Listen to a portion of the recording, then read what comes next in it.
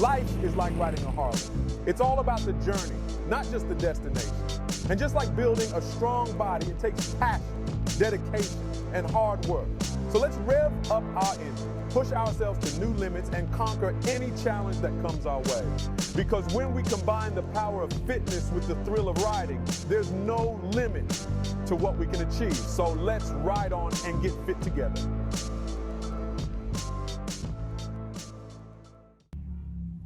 Hey folks, the Harley Fit Rider here. Today I am going to install an extended brake pedal on this Harley Street Glide. So when you purchase these bikes, you're going to get the standard OEM rear brake pedal that is going to sit a little bit higher, a little bit more inward, which makes it a little bit awkward for you to have a normal braking pattern in normal situations. So you have to often lift your foot and move it back and then lift it back up to engage that rear brake pedal. The extended brake pedal actually alleviates a little bit of that and makes it more to where your foot is in a normal pattern on the footboard. And you can just literally lift and place your foot a little bit forward and engage that brake pedal. So that probably is a little bit safer in most cases, especially in emergency situations. So you're not fumbling around in a case where you have to make a sudden braking decision. You don't have to worry about lifting your foot, potentially getting it caught on that brake pedal. With the standard model, instead, you can just basically lift your foot and engage that brake pedal immediately without having to do so many different actions with it. So we purchased the Kuryakyn girder extended brake pedal. So we're gonna go ahead and install this on there and get it going. We'll do a little bit of unboxing there. Sorry for the light there. One of those crazy motion sensor lights. So yeah, so we'll go ahead and just unbox it there. Just a standard, nothing really comes in the box. Standard brake pedal there. See how it looks. Oh, nice and shiny. Oh, that's pretty. Yep. Nice little pattern there, the girder pattern. Got the chrome version, obviously you got chrome on the bike, so just kind of kept it with the same pattern. No need to change things up. Pretty plain, pretty simple guy. So I like to keep things, the way they are. So we're gonna go ahead and get this started. Let's get it rolling. As you can see here, this is the standard OEM brake pedal, rear brake pedal that sits a little bit higher above the floorboard. Once your foot is on the normal, is sitting there on the floorboard, you're getting ready to engage that. And this is a size, I think 9 or so boot. Not too big, not too small, but just sitting there, as you can see, it is already under the brake pedal. So when I literally just lift it, it already gets caught right on that brake pedal. So therefore I have to either do one or two actions. I have to either swing my foot off the floorboard to engage the brake pedal, or I have to lift my foot and move it back and engage. Probably, which is most of the time, probably is what I do, majority of the time, to actually engage that pedal just out of habit, I guess. But that is not it's really not a normal action. If you think about, sitting in your car, you just literally shift from one pedal to the next, without even lifting your heel off of the, floorboard there. But in this case, you have to either make a drastic swing or you have to remove and lift to engage that pedal. Kuryakyn extended brake pedal is going to sit a little bit forward, a little bit down, so that you don't have to do either of those actions, and you can just probably move your foot a little bit forward and engage in a normal action there. So that is probably best for safety purposes, especially in emergency cases where you have to engage that brake pedal a little quicker than you normally would.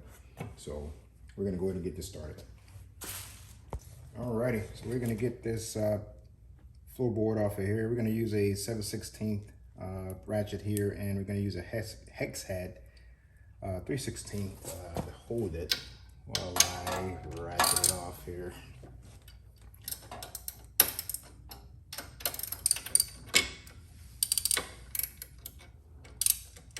Okay, let's flip that back around.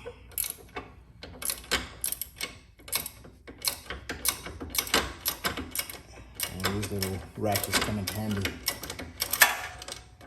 Definitely worth having there.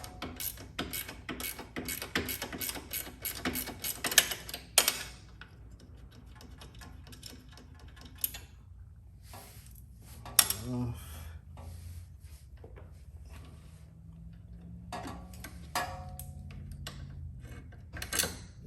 that slides right out. Put that in a spot to where you don't have to lose it. And of course, you're going to do the same thing on the other side.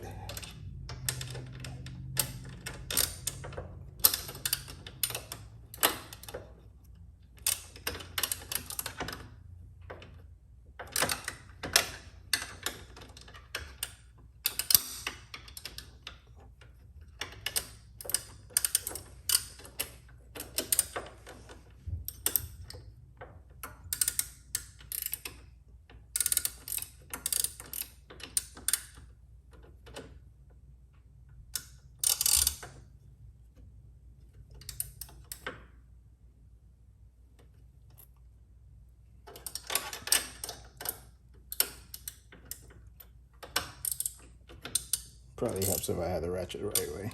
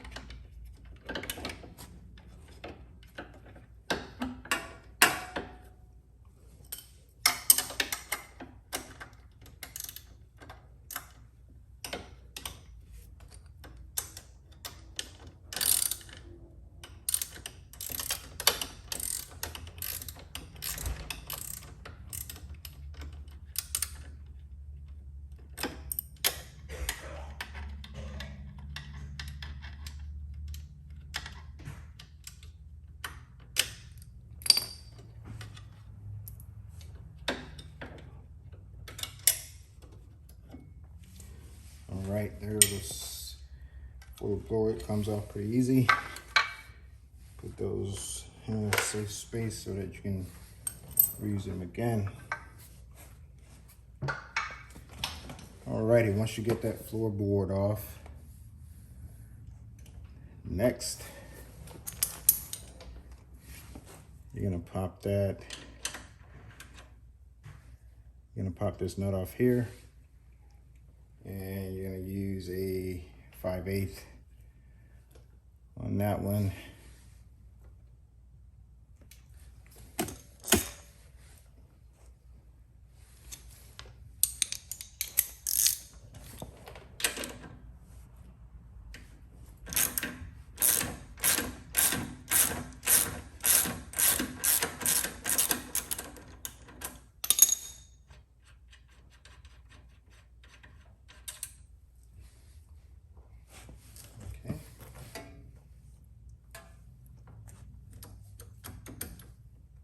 washer on there as well, so don't forget that little washer.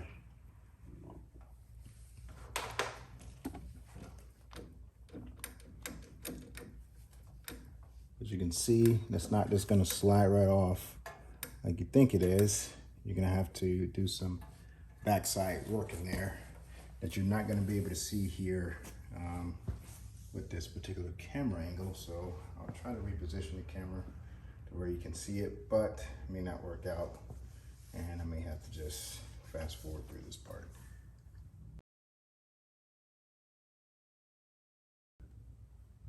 So in there is a little, on the back side of that, there's a little cotter pin that's holding that that pin in place, and I'm about to actually get behind that, unbend that pin to actually pull that particular, the safety pin out, to actually slide that pin out, so that'll actually allow that brake pedal to come right on out. So after I got the safety pin out of the cotter pin, actually, you got to remove the brake, the master brake cylinder from the actual brake pedal itself. And you're gonna have to manipulate this to try to get it out of there. One thing that hinders the removal of this is the floorboard support frame here. As you can see, this black metal piece here. Let me move the camera so you can see it. Basically this piece here, it's a little bit, at least for me, it's not coming out because you have the pipes here that are kind of blocking that piece from coming out, as well as this floorboard support that is also blocking it. So I'm gonna have to remove this floorboard support, and I'm gonna have to remove it anyway to actually be able to put the extended pedal back on and maneuver it back in there. So this is gonna make it easier for me to actually install the actual new brake pedal on there. So I'm gonna get after it. Now that I got that floorboard support at least loosened, not completely removed, that's pretty much really all I need to do with that, at least just to get it out of the way. The next thing I'm gonna do is remove this crash bar here, and I'm gonna use a T45 to loosen that one. Most likely gonna have to remove that, and probably doesn't have to really remove it completely, but just loosen it up enough to be able to get just a little piece of that brake pedal over. As you can see here, if I try to put it on, it just won't, go on because that bar is in the way there. So I'm gonna have to, like I say, move it just a little bit. As you can see, just a tad, just so I can get it on and over that that crash bar there. So more to follow. So in fact, I actually had to remove the crash bars completely in order to get the space that I needed to be able to get this brake pedal on. So now that I have all the room that I need and everything is off like it needs to, I can easily get that brake pedal in. All I gotta do is reassemble the pedal and the master brake cylinder here. I'm gonna actually put the pin back in, as well as the cotter pin to keep that pin in place, and complete the reassemble.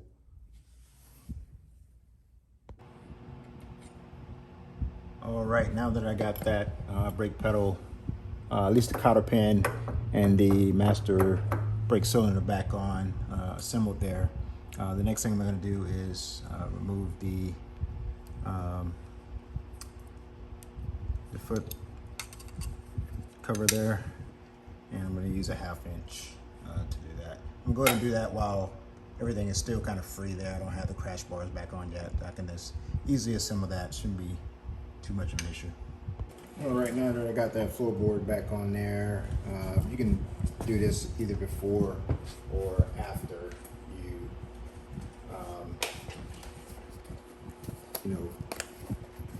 put the floorboard track down. Probably best to do it before is to add a little bit of grease. So we got some multi-purpose grease here.